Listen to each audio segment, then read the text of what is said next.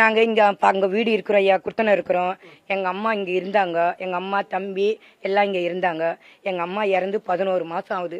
அடுத்த மாதம் தவசம்.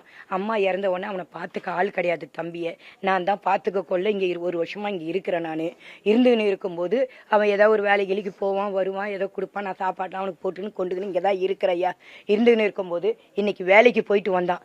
வேலைக்கு போயிட்டு வந்த உடனே நான் இல்லை, நான் அதங்காட்டி என் வீட்டுக்கு போயிட்டு எனக்கு வீடு அங்கே இருக்குது. எனக்கு வீடு அங்கே இருக்கு. சரி வீட்டில் போய் இங்கே 1:30 மணி வரலாம் இருந்தேன். சரி அம்மா என் பொண்ணு வந்தது. எங்கள் பொண்ணு வந்து காந்தி தெருவில் இருக்குது.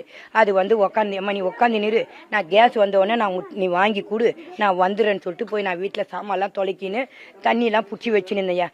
அதங்காட்டி அந்த அம்மாவுடைய இருக்காங்கண்ணே, இந்த பையனோட அம்மா ஓடியாந்தாங்க. ஓடியாந்து அக்கா கண்ணி அண்ணி உங்கள் தம்பியை நாய் பிடிச்சி கடிச்சு அப்படியே உயிர்ந்து கிடக்குறாரு, ஓடியாயன்னு மணி ஓடியாரத்துங்காட்டி இங்கே வந்து நான் பார்க்கறதுங்காட்டியும் ஒன்றுமே இல்லையா, ரத்தமாக போகுது, ஒன்றுமே இல்லை, மூச்சு பேச்சு இல்லை, கண்ணு எல்லாமே நின்று போச்சு. எனக்கு ஒன்றுமே புரியல. அதாங்காட்டி இவன் 2:30 மணிக்கு இந்த வேலைக்கு போயிட்டு வர, ஹாஸ்பிட்டல் வேலைக்கு போயிட்டு வந்து உள்ளே போனான். அதாங்காட்டி அந்த நாய் கடிச்சுது, அவளையும் போட்டு கடிச்சு உயிர் நாடியெல்லாம் கடிச்சு வச்சுச்சு. கடிச்சிருக்கு, அவளையும் தூக்கி போட்டுன்னு போனாங்க.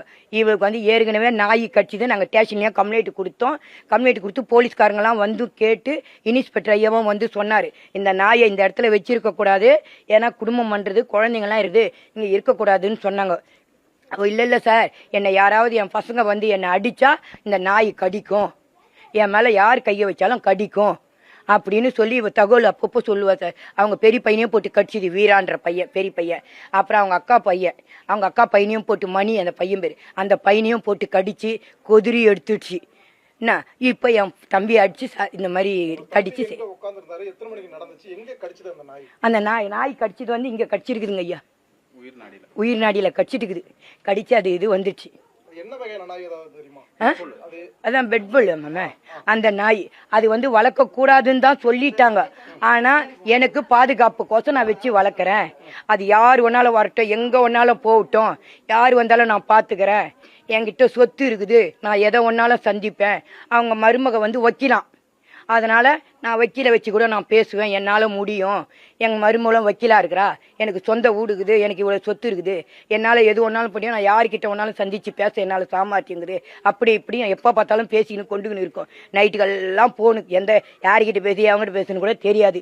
இதே வேலை தான். அந்த நாய் மட்டும் விரட்ட முடியாது ஐயா, அந்த நாய் கிட்ட போக முடியாது. அது கிட்ட நான் இல்லை. அந்த நேரத்தில் இவங்க தான் இருந்திருக்கிறாங்க. இவங்க இருந்துக்கிறாங்க. அந்த பொண்ணு இருந்துக்குது, அவ இருந்துக்கிறா, அந்த பொண்ணு இருந்துக்கிறா. அவ போட்டு இஸ்து இருக்கிறா, அவ தான் இழுத்து இருக்கிறா.